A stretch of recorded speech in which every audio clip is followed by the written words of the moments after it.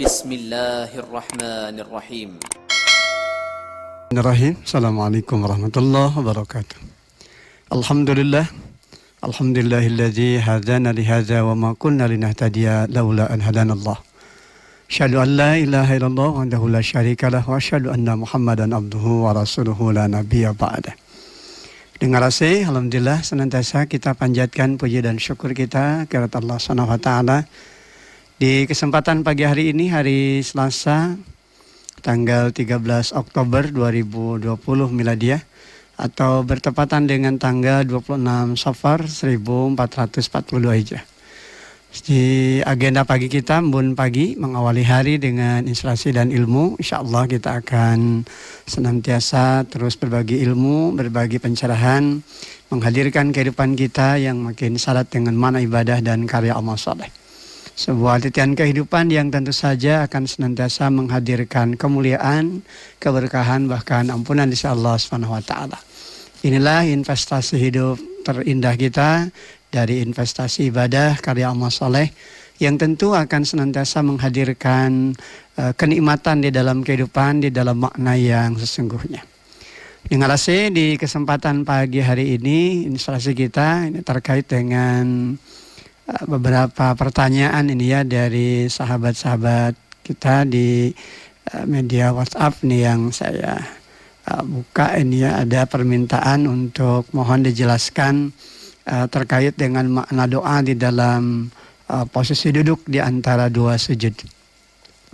Dengan rasa kalau kita baca kaitan dengan doa di saat posisi duduk di antara dua sujud, ini adalah doa yang sungguh sangat luar biasa, sehingga tentu saja ini adalah bagian dari doa yang dahsyat begitu ya, yang tentu saja ini melingkupi semua hal terkait dengan apa yang menjadi harapan-harapan di dalam kehidupan kita.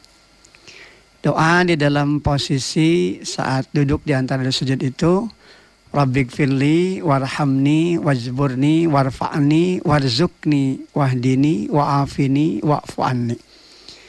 Rabbighfirli, ampuni dosaku, warhamni, sayangilah aku, wajburni, tutuplah segala kekuranganku, warfa'ni, tinggikanlah derajatku, warzukni, berikanlah aku rezeki, wahdini, berikanlah aku petunjuk, wa'afini, berikanlah aku kesehatan, wa'fu anni, aku memohon agar kesalahanku dihapus dari catatan.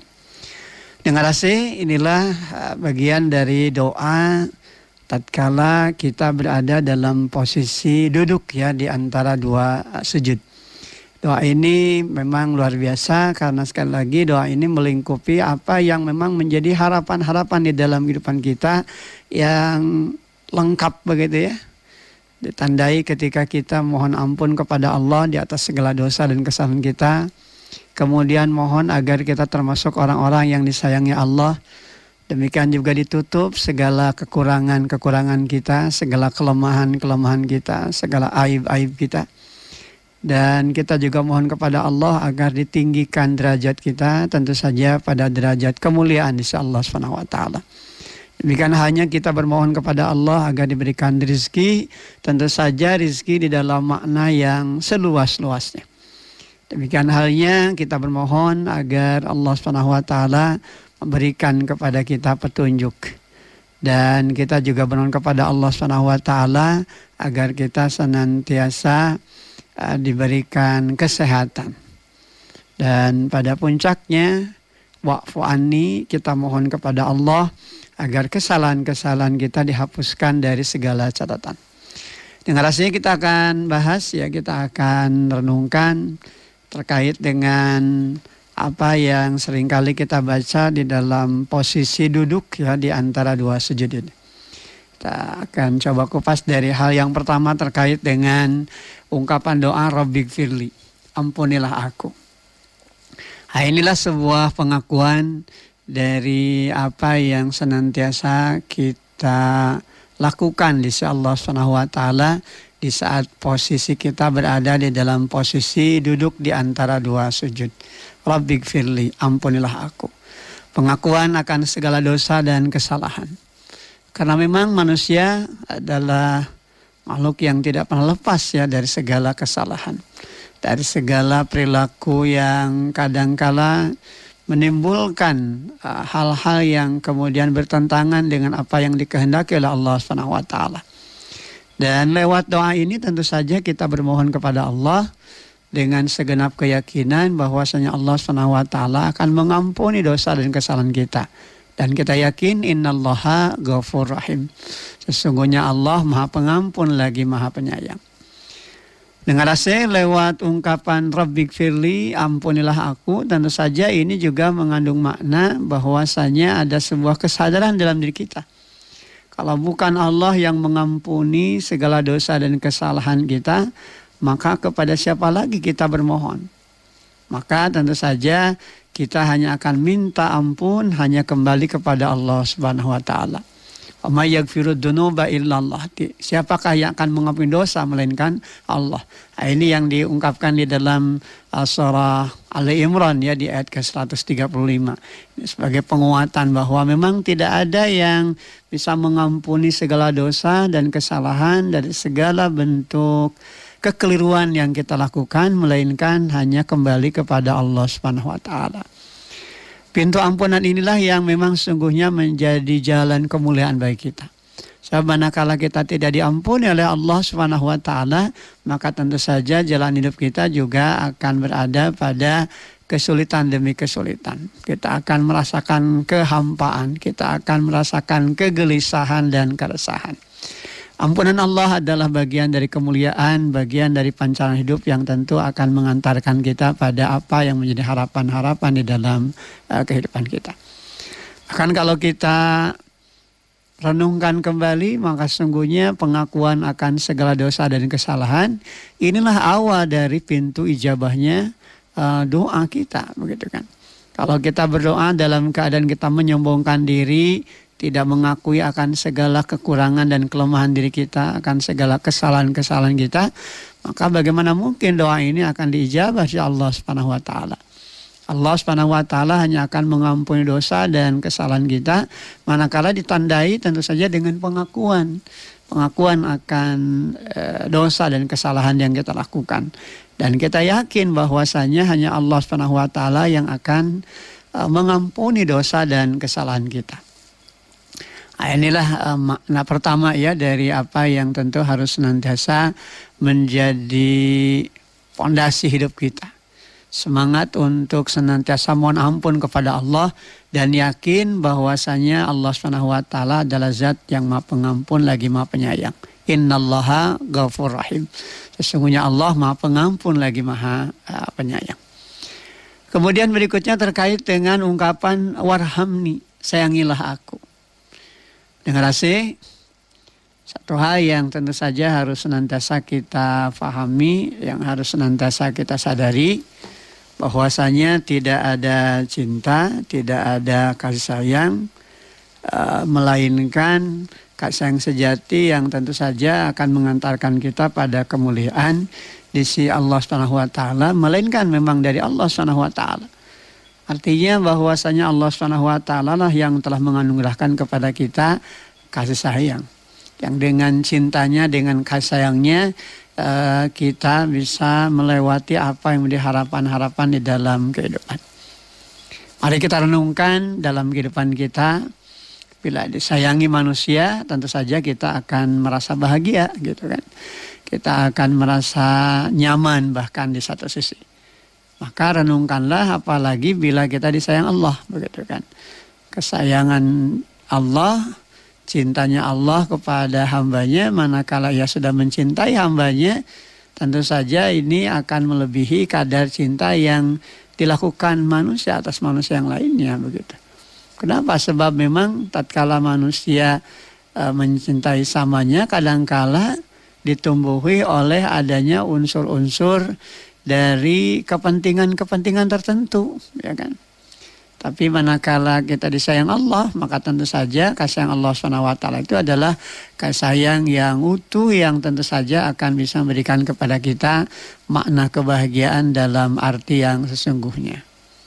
Kalaupun toh kemudian kita beribadah kepada Allah, maka tentu ibadah kita kepada Allah sedikit pun tidak akan menjadikan Allah merasa untung dan diuntungkan. Bahkan ketika seseorang berlaku durhaka kepada Allah, berpaling begitu, mengingkari aturan Allah, maka sedikit pun Allah SWT tidak akan merasa rugi dan dirugikan. Karena untung dan rugi memang kembali kepada diri kita sendiri selaku manusia. Oleh karena itu tentu saja ini adalah sebuah penyadaran diri kita betapa sumber cinta dan kasih sayang itu memang berasal dari Allah, dan sumber cinta dan kasih sayang yang seutuhnya itu memang dari Allah SWT. Apa jadinya bila kita tidak disayangi Allah? Kemana kita akan mengadu? Maka tentu memang semua akan berpulang kembali kepada Allah SWT. Nah, pendengar AC, ungkapan warhamni, sayangilah aku, sekali lagi adalah bagian dari tanda cinta dan kasih sayang yang tentu saja senantiasa kita cari dan kita perjuangkan. Karena kita sadar begitu kan, tidak ada cinta, tidak ada kasih sayang yang sejati ya, yang akan bisa mengantarkan kita pada kemuliaan hidup dalam makna yang sesungguhnya tadi. Melainkan tatkala kita mendapatkan cinta dan kasih sayang di sisi Allah SWT. Maka dari ungkapan doa yang kedua saja ini juga sudah melingkupi apa yang menjadi keinginan-keinginan dan harapan-harapan kita. Ya kan? Diawali tadi dengan ungkapan kita mohon ampun kepada Allah. Ampunilah aku, Rabbighfirli. Karena memang kita sadar begitu tidak ada hal yang paling indah dalam hidup ini melainkan tatkala kita diampuni dosa oleh Allah SWT. Dan pada hal yang kedua tentu saja tatkala kita juga disayang oleh Allah SWT. Warhamni, sayangilah aku. Kemudian yang ketiga ini terkait dengan ungkapan doa kita wazburni, tutuplah segala kekuranganku. Dengan AC, bagi Allah begitu kan sangat mudah untuk membuka aib-aib manusia. Ya kan, baik yang tersembunyi apalagi tentu saja yang terang-terangan. Allah sangat mudah sekali lagi membuka aib-aib manusia. Namun ternyata dengan segenap kasih sayangnya Allah SWT tetap menjaga aib-aib kita selaku hambanya. Di balik segala kekurangan, di balik segala kelemahan-kelemahan kita, di balik segala dosa yang kita lakukan, Allah tetap menutup aib-aib kita. Maka tentu saja bila aib-aib kita senantiasa Allah jaga, maka ini memahamkan kita pada sebuah penyadaran hidup bahwasanya kita juga harus berjuang. Apa yang kita perjuangkan? Ya berjuang untuk menjaga aib-aib saudaranya, orang-orang terdekat dalam kehidupan kita. Ya, tentu saja juga mereka-mereka yang selama ini ya bersinggungan di dalam kehidupan kita begitu ya. Terlebih ketika mengaku dirinya sebagai seorang muslim begitu, sama muslim tentu saja apa yang harus dijaga dan dipelihara itu adalah aib-aibnya, keburukan-keburukan jangan sampai diungkap-ungkap, diumbar begitu kan, sampai kemudian secara vulgar dikemukakan di media, di publik begitu ya, yang itu kemudian tentu bisa merendahkan harkat dan martabatnya. Orang merasa terhina, orang merasa terzolimi. Nah ini kalau sudah seperti itu tentu saja jadi sumber dosa. Malah satu hal yang harus dikhawatirkan begitu kalau seseorang itu membuka aib orang lain. Terlebih ketika ia tidak pernah melakukan apa yang diungkapkan oleh kita. Dia merasa terzolimi. Nah ini diungkapkan di dalam keterangan hadis yang sahih ya. Bahwasanya doa orang yang terzolimi itu makbul. Dijabah oleh Allah SWT. Sampai kemudian dibukakan aibnya, kemudian diburuk-burukan, padahal sebetulnya dia tidak melakukan seperti apa yang ditudingkan, sehingga merasa tersakiti, ya, merasa terhina, martabatnya merasa direndahkan, sehingga kemudiannya pun merasa terzolimi. Ya mungkin tidak melawan begitu ya, tidak melakukan perlawanan secara fisik, tapi apa yang dilakukan? Ya ketuk pintu langitnya, berdoa kepada Allah dengan hati yang tulus, dengan hati yang ikhlas. Dia minta kepada Allah agar orang yang menzoliminya mendapatkan hal yang serupa. Nah ini kan tentu saja juga menjadi perkara yang harus kita waspadai. Jadi manakala Allah SWT telah menutup aib-aib manusia, maka tentu saja kita juga harus belajar bagaimana kaitan dengan sifat-sifat Allah yang senantiasa menutup aib-aib manusia. Begitu. Jangan sampai kemudian diceritakan. Bahkan Rasulullah SAW senantiasa mengisyaratkan, jangankan kepada orang yang hidup, hatta kepada orang yang sudah wafat pun, aib-aibnya begitu ya, kekurangan-kekurangan tentang si mayit begitu jangan sampai diceritakan. Nah ini makanya kenapa setiap kali mengurus begitu ya pemulasaran jenazah begitu kan, kata orang Sunda ngawardonan. Jangan sampai kemudian seorang itu membuka peluang bagi orang lain untuk bercerita terkait dengan aib atau kekurangan dari si mayit ketika diurus oleh dirinya. Makanya pantang begitu bagi mereka yang ngurus jenazah itu ya untuk menceritakan aibnya. Kenapa? Karena ada peringatan dari Rasulullah SAW. Barang siapa yang tidak pandai menjaga aib saudaranya, ya, terlebih ketika dia sudah wafat dan diceritakan, maka nanti dia akan dibuka aib-aibnya di akhirat. Wa na'udzubillah min dzalik, ya, kita berlindung diri kepada Allah dari perkara-perkara seperti itu. Karena ketika aib manusia sudah dibongkar begitu ya dengan begitu enak begitu ya mengungkapkan keburukan, kelemahan-kelemahannya. Terlebih ketika dia sudah wafat begitu kan. Nah, apalagi ini kan kondisinya tentu saja ini akan jadi sumber dosa ya ketika dia contoh memandikan. Kemudian dia melihat kekurangan salah satu di antara yang dimandikannya. Kemudian dia ceritakan ke seseorang. Seseorang menceritakan pada yang lain menceritakan lagi terus begitu kan, bersambung begitu kan. Sampai kemudian hampir semua orang tahu tentang kelemahan, tentang kekurangan, bahkan aib si mayit. Maka tentu saja ini ancaman dari Rasulullah SAW, di akhirat nanti ya pun akan dibuka aib-aibnya. Maka pandai-pandailah kita menutup aib-aib sesama kita, karena tentu saja ini juga jadi bahan tafakur bagi kita. Dia kata orang Sunda ngaragap angen gitu ya, mengelus dada sendiri. Bagaimana jadinya kalau aib kita juga dibuka di hadapan publik begitu, kemudian dibeberkan. Kita juga tentu akan merasa tersakiti, akan merasa terhina, bahkan tercemar karena baik kita. Ya, akhirnya kita juga merasa aduh asa kezoliman itu ya oleh perilaku seorang yang kemudian menjelek-jelekan kita. Apalagi ketika kita tidak melakukan hal seperti itu. Maka bayangkanlah itu manakala terjadi pada orang lain ketika kita membuka aib-aibnya. Maka lewat doa wajburni, tutuplah segala kekuranganku. Ini juga memiliki makna kalau kita berdoa kepada Allah, kita mohon agar ditutup aib-aib kita. Maka kita juga berusaha untuk berjuang agar kita juga bisa menjaga aib-aib orang lain. Bukan hanya yang hidup, hatta juga kepada mereka yang sudah wafat. Kita kadang-kadang justru ini terjadi hal yang memang kontradiktif ya gitu kan. Kepada orang yang sudah wafat saja diceritakan keburukannya, diomong-omongkan, kegorengan anak. Ya, apalagi kepada yang masih hidup gitu kan. Padahal lewat doa ini seharusnya ada pengamalan begitu ya dalam kehidupan kita. Wajburni, tutuplah segala kekuranganku.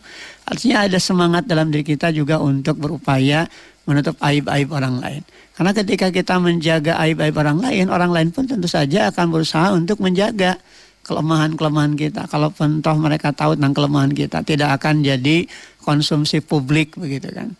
Kalau sudah seperti itu, ya ketika kita berusaha untuk menutupi kekurangan orang lain, maka tentu saja orang lain pun akan berusaha untuk menutupi kekurangan kita. Kalaupun toh kemudian orang lain menjelek-jelekan kita, tentu saja ini tentu akan ada dampak akibatnya bagi orang-orang yang suka menjelek-jelekan.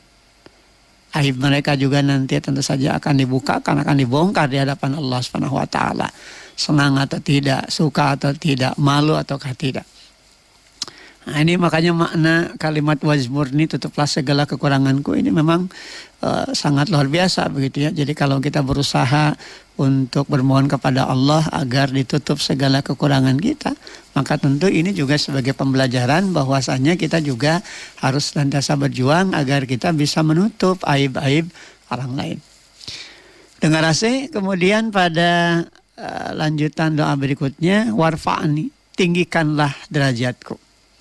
Ini kalau kita baca ayat di surah Ali Imran ya, di ayat ke-26 dan ayat ke-27 ini makin jelas pada kita. Maknanya bahwa sangat mudah bagi Allah begitu kan, untuk memuliakan manusia, sebagaimana sangat mudah pula bagi Allah untuk menghinakan begitu kan, atau merendahkan derajat manusia. Maka tentu saja tatkala kita bermohon untuk ditinggikan kemuliaan hidup, ditinggikan derajat, maka mintalah hanya kepada Allah Subhanahu wa taala. Karena dialah yang maha kuasa lagi maha perkasa untuk menetapkan setiap perkara. Ya, Allah Subhanahu wa taala yang berkehendak untuk memuliakan seorang atau menghinakan seorang. Kita buka ini surah Ali Imran ya, di ayat ke-26 dan ayat ke-27. Qulillahumma malikal mulki tu'til mulka man tasha wa tanzi'ul mulka mimman tasha wa tu'izzu man tasha wa tudillu man tasha biyadikal khair innaka ala kulli syai'in qadir. Katakanlah, wahai Tuhan pemilik kekuasaan, Engkau berikan kekuasaan kepada siapapun yang Engkau kehendaki, dan Engkau cabut kekuasaan dari siapapun yang Engkau kehendaki. Engkau muliakan siapapun yang Engkau kehendaki, dan Engkau hinakan siapapun yang Engkau kehendaki. Di tangan Engkaulah segala kebajikan. Sungguh Engkau maha kuasa atas segala sesuatu. Ini tentu saja menjadi penguatan bagi kita begitu ya, bahwasanya kekuasaan itu milik Allah. Allah sangat mudah untuk memberikan kepada seorang derajat kemuliaan dengan kekuasaan yang diberikan kepadanya. Namun Allah juga berkehendak, Allah maha kuasa begitu ya, untuk mencabut kekuasaan itu. Jadi jangan main-main begitu ya, ketika seorang itu memiliki kedudukan, memiliki posisi, lantas ketika ia berlaku khianat, berlaku zalim, tidak dicabut oleh Allah. Sangat mudah begitu bagi Allah Subhanahu wa taala untuk mencabutnya.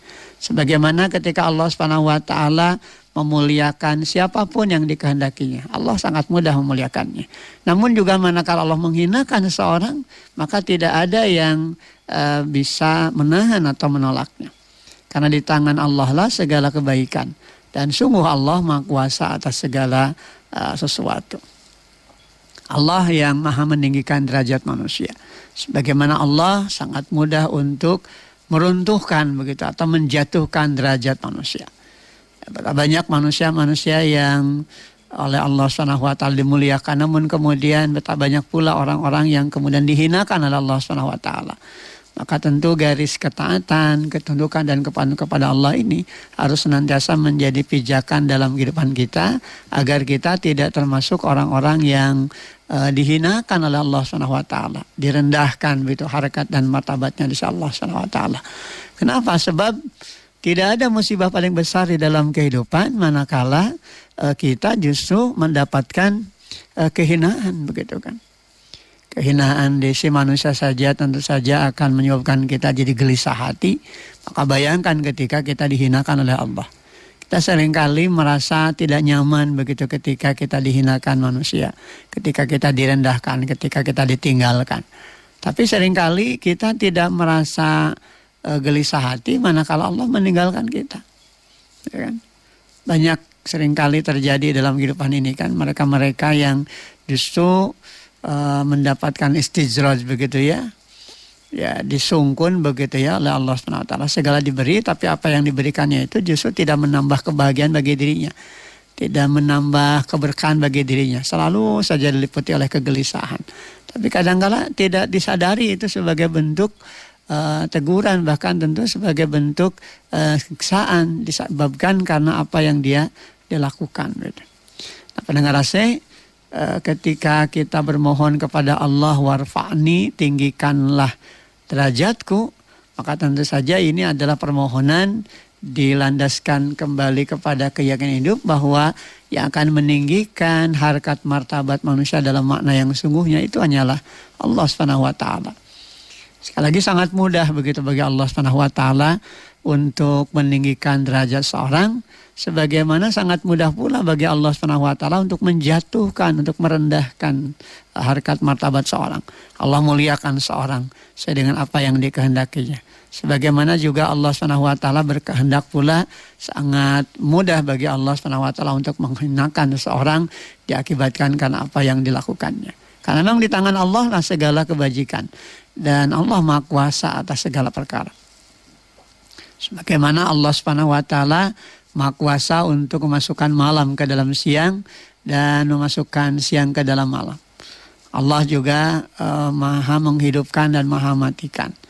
Demikian juga Allah SWT menghendaki atas segala perkara dengan kekuasaan dan keperkasaannya. Tulijul laila fin nahari wa tulijul nahara fil lail. Tukhrijul hayya minal mayyiti wa tukhrijul mayyita minal hayy wa tarzuqu man tasya'u bighairi hisab. Engkau masukkan malam ke dalam siang dan engkau masukkan siang ke dalam malam. Dan engkau keluarkan yang hidup dari yang mati. Dan engkau keluarkan yang mati dari yang hidup. Dan engkau berikan rezeki kepada siapa yang engkau kehendaki tanpa perhitungan. Inilah kekuasaan Allah. Segala perkara tentu kembali kepada Allah. Tatkala kita ingin mendapatkan kedudukan tertinggi di sisi Allah SWT, maka tentunya mintalah kepada Allah. Karena Allah SWT adalah zat yang maha meninggikan derajat di atas segala hal yang tentu saja menjadi harapan dan keinginan kita. Kemudian berikutnya pendengar AC, doa dari ungkapan warzukni, berikanlah aku rezeki. Nah, tentu saja kalau kita bicara rezeki, ini harus kita maknai dalam makna yang seluas-luasnya. Karena rezeki itu bukan hanya semata dari apa yang kita dapatkan secara materi begitu ya, dalam bentuk harta, dalam bentuk uang begitu ya, atau dalam bentuk kesenangan-kesenangan yang sifatnya lahiriah. Sesungguhnya rezeki itu juga melingkupi hal-hal yang tentu saja juga menjadi bagian dari awal hadirnya ketenangan. Ya, ketika batin kita senantiasa nyaman tatkala kita beribadah pada Allah, itu rezeki. Nah, tidak setiap orang merasakan kenyamanan beribadah. Merasakan bahagia ketika kita bisa mendoakan orang lain. Karena itu rezeki. Kenapa? Karena banyak orang yang pelit untuk mendoakan. Untuk mendoakan orang lain. Padahal Rasulullah SAW justru memberikan kepada kita sebuah nasihat begitu ya. Bahwasanya di antara pintu ijabah doa itu adalah manakala kita berdoa untuk orang lain. Yang didoakan tidak tahu begitu ya. Dan tentu saja yakinlah bahwa ketika kita mendoakan orang lain dengan kebaikan, maka kita juga akan mendapatkan kebaikan yang sama sebagaimana yang kita mintakan untuk orang lain tatkala kita berdoa. Nah, ini rezeki ya, rezeki dalam makna yang seluas-luasnya, bukan hanya materi ya, bukan hanya perkara-perkara yang bersifat kebendaan begitu kan, tapi juga tentu makna rezeki dalam arti yang seluas-luasnya. Kenapa kita minta kepada Allah?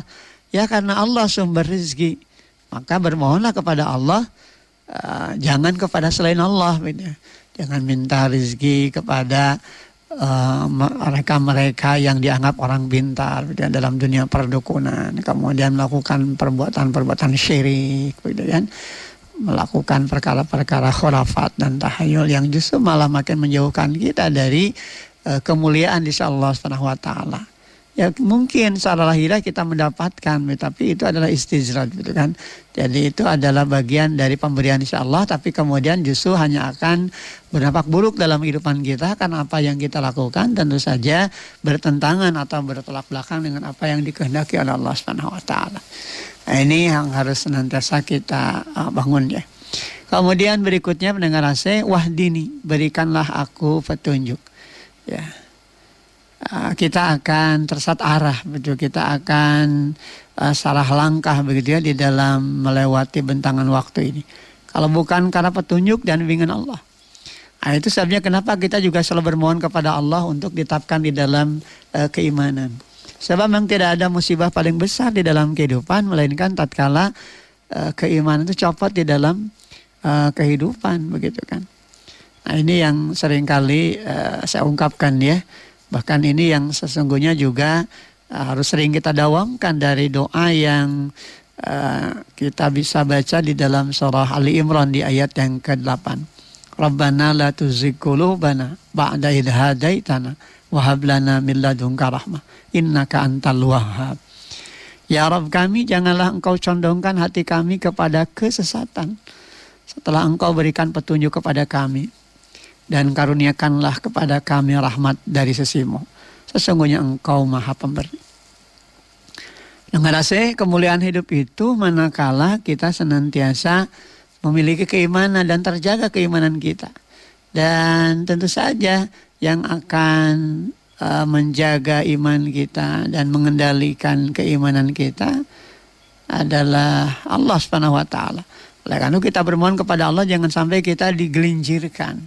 Jangan sampai kita dicondongkan hati kepada kesesatan setelah kita mendapatkan petunjuk. Sebab petunjuk hidup itu adalah bagian dari langkah awal bagi kita untuk mendapatkan kemuliaan. Ya kan? Kalau kita sudah mendapatkan petunjuk, artinya arah langkah kita makin jelas, makin tertuju kepada apa yang menjadi tujuan-tujuan sesuai dengan keinginan-keinginan kita. Ya, sebut sajalah ketika kita berada di hutan belantara, kita tersesat. Namun tatkala kita memiliki peta petunjuk, ya tentu saja kita akan nyaman. Kenapa? Karena tentu saja kita nanti akan mendapatkan arah garis kemana kita keluar dari tempat tersebut. Ya kan? Nah, begitulah kehidupan kita. Begitu. Manakala kita berhadapan dengan kehidupan yang seringkali gelisah, diliputi dengan keresahan, ya kan? Maka mintalah itu semua kepada Allah agar kegelisahan dan keresahan hati kita dihilangkan dan diberikan petunjuk oleh Allah SWT agar kita mendapatkan pencerahan dalam hidup sehingga langkah hidup kita makin jelas, makin memaknai dan makin termaknai apa yang harus kita lakukan di dalam kehidupan kita. Sebab hidup itu tidak asal sekedar hidup, begitu kan? Sebagaimana ketika kita makan juga tidak sekadar makan, tapi apa yang kita lakukan dari setiap aktivitas hidup dan kehidupan kita betul-betul bisa menghadirkan nilai kemuliaan, gitu kan? Tatkala kita makan itu menjadi ladang ibadah kita. Tatkala kita beristirahat sekalipun, kita bisa mendapatkan itu sebagai sarana ibadah pengabdian kepada Allah untuk makin optimal. Bahkan hatta ketika kita buang air sekalipun, begitu kita masuk ke jamban, ke WC untuk membuang kotoran kita, maka keluarnya kotoran kita ini tentu saja akan menjadi langkah awal bagi kita untuk makin nyaman di dalam beribadah kepada Allah SWT. Jadi betapa luar biasanya begitu petunjuk di dalam kehidupan. Maka jangan jauh-jauh dari garis petunjuk hidup itu. yakni Al-Quran dan Sunnah Rasulnya, begitu kan. Karena Al-Quran itu adalah petunjuk hidup, begitu kan. Karena mereka-mereka yang kembali berpijak kepada Al-Quran sebagai petunjuk, ya kan, hudal linnas bayyinatin minal huda wal furqan. Jadi petunjuk bagi manusia itu adalah Al-Quran, yang tentu saja dengan petunjuk itu kita bisa memilah dan milih mana perkara-perkara yang hak dan mana perkara-perkara yang batal, begitu. Nah, pendengar AC, ini perkara penting yang juga harus senantiasa kita pahami, ya. Wahdini, berilah aku petunjuk. Kemudian wa'afini, berikanlah aku kesehatan. Nah, ini luar biasa, begitu ya, karena memang kesehatan itu juga menjadi modal hidup untuk menjadi sarana beribadah kepada Allah SWT. Sehebat apapun manusia dengan kekayaannya, pangkat, jabatannya, diberi saja sakit, maka dia tidak berdaya, begitu kan. Maka kesehatan itu tentu menjadi pijakan bagi kita untuk makin bermakna di dalam menjalani kehidupan. Dan kesehatan sekali lagi adalah modal hidup untuk bisa kita jadikan sebagai sarana beribadah kepada Allah SWT. Maka tentu sehat yang dimaksudkan di dalam doa ini sehat di dalam makna yang seluas-luasnya. Kan sehat jasmani, betul kan, sehat rohani. Kalau orang sudah sehat jasmani, kemudian sehat rohaninya, insya Allah dia akan lurus. Apapun dia, posisi, kedudukan dan jabatan yang diembankan kepada dia, pasti dia akan lurus, begitu ya. Tapi kalau kemudian dia tidak sehat jiwanya, walaupun mungkin fisiknya sehat, maka pasti apa yang dijalaninya dari kebijakan-kebijakannya tentu akan ngawur, betul. Akan meresahkan, akan menjadi awal terjadinya kerugian. Bukan hanya bagi dirinya, begitu ya, pada akhirnya, tapi juga tentu bagi orang-orang yang ada di sekelilingnya, ya. Kalau ini sudah terjadi, tentu saja ini musibah. Makanya kita selalu bermohon kepada Allah agar kita diberikan kesehatan dalam makna yang seluas-luasnya. Bukan hanya sehat jasmani, tapi juga tentu sehat dalam kaitan rohani. Nah, ini secara berkesinambungan, begitu ya, dengan rasa bahwa kita mohon kepada Allah kesehatan hidup ini sebagai modal. Modal apa ya? Modal untuk mengabdi kepada Allah SWT. Wa'afini, berikanlah aku kesehatan. Dan pada sisi yang lain Rasulullah SAW bahkan mengisyaratkan kepada kita di antara perkara-perkara yang kita optimalkan itu adalah gunakan waktu sehat sebelum datang sakit, gitu kan. Karena ketika kita sakit kita tidak bisa melakukan hal apapun, begitu ya, dalam kaitan bagaimana kita bisa mengoptimalkan jalan hidup dan kehidupan kita, betul. Dan ketika kita diberikan kesehatan, optimalkan itu. Karena ini di antara perkara yang seringkali terlupakan. Ya kan, termasuk waktu senggang gitu ya. Kadang-kala ketika senggang waktu santai, ketika giliran padat, giliran ketika sibuk, kesibukan kita sampai kemudian melupakan apa yang menjadi bagian dari tugas tanggung jawab kita untuk mengabdi kepada Allah Subhanahu wa taala. Nauzubillah min dzalik, yang sampai terjadi hal itu. Justru kita harus senantiasa bisa membuka diri kita atas setiap peluang dan kesempatan yang ada, begitu kan, untuk beribadah mengabdi kepada Allah Subhanahu wa taala. Sehingga kesehatan ini juga sekali lagi menjadi modal bagi kita untuk beribadah kepada Allah. Dan penghujung dari doa yang biasa kita baca, doa di antara posisi ketika kita duduk di antara dua sujud itu adalah wa'fu anni. Aku mohon agar kesalahanku dihapus di dalam catatan.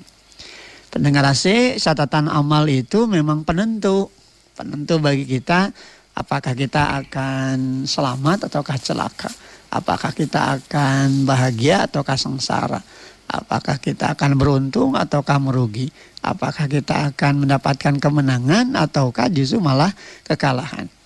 Maka pernyataan dari ungkapan doa wa'fu anni, aku mohon agar kesalahanku dihapus dalam catatan, ini memberikan pembelajaran kepada kita bahwa secara tersirat kita senantiasa berharap kepada Allah Subhanahu wa taala agar amalan-amalan yang tidak sepantasnya dicatat dan kemudian justru hanya akan menjadikan kita berhadapan dengan kecelakaan, mohon kita kepada Allah agar dihapus. Artinya kita berjuang begitu, bahwa apa yang kita lakukan dalam hidup ini selalu di dalam kebaikan. Jadi secara tersirat tentu saja doa ini juga mengisyaratkan adanya perjuangan dalam diri kita untuk hanya melakukan kebaikan-kebaikan. Sehingga catatan-catatan amal yang ada dalam kehidupan kita adalah catatan amal yang tentu di dalamnya penuh dengan nilai kebaikan. Yang tentu ini nanti akan mengisyaratkan kita berada pada garis kemuliaan di dalam hidup dan kehidupan kita. Wa'fu anni, aku mohon agar kesalahanku dihapus di dalam catatan. Nah, pendengar AC, sekali lagi catatan amal perbuatan kita tentu saja sekecil apapun akan dihisab, ya, akan diperhitungkan di sisi Allah Subhanahu wa taala. Oleh karena itu mereka-mereka yang senantiasa menjaga amal di dalam kehidupannya dengan amal perbuatan yang baik, tentu saja mereka sesungguhnya memposisikan diri mereka untuk senantiasa menjaga begitu, jangan sampai nanti catatan amalnya itu dipenuhi dengan keburukan, tapi tentu lebih banyak dihadapkan kepada catatan amal kebaikan yang tatkala nanti diperhitungkan insya Allah Subhanahu wa taala dia akan berhadapan dengan kemuliaan. Nah, pendengar AC, itu yang mungkin bisa disampaikan. Jadi sekali lagi doa duduk di antara dua sujud ini memang memberikan pembelajaran yang sungguh sangat luar biasa. Saya katakan dahsyat, ya, luar biasa. Kenapa? Karena memang inilah bagian dari karunia Allah Subhanahu wa taala yang telah memberikan kepada kita kekuatan hidup untuk bisa mendapatkan apa yang jadi harapan-harapan dari ruang lingkup kehidupan kita yang memang tentu saja senantiasa kita minta hanya kembali kepada Allah Subhanahu wa taala. Rabbighfirli warhamni, begitu kan? Wajburni warfa'ni warzukni wahdini wa'afini wa'fu anni. Ampunilah aku, kemudian sayangilah aku, tutuplah segala kekuranganku, tinggikanlah derajatku, berikanlah aku rezeki, berilah aku petunjuk, berikanlah aku kesehatan, dan aku mohon agar kesalahanku dihapus dalam catatan. Baik pendengar AC, karena waktunya sudah tidak memungkinkan lagi, saya akhiri. Mudah-mudahan pertemuan kita hari ini bisa memberikan secerca harapan bagi kita, tentu saja juga menjawab pertanyaan dari beberapa sahabat kita melewati layanan telepon pribadi saya, ya, menjadi penajaman bagi kita untuk terus memaknai salat kita dalam makna yang sungguhnya, agar salat yang kita lakukan tentu saja menjadi salat yang makin berkualitas, yang bisa mencegah kita dari perbuatan keji dan munkar. Aqulu qouli hadza wa astaghfirullah li wa lakum walhamdulillahirabbil alamin. Wassalamualaikum warahmatullahi wabarakatuh. Alhamdulillah.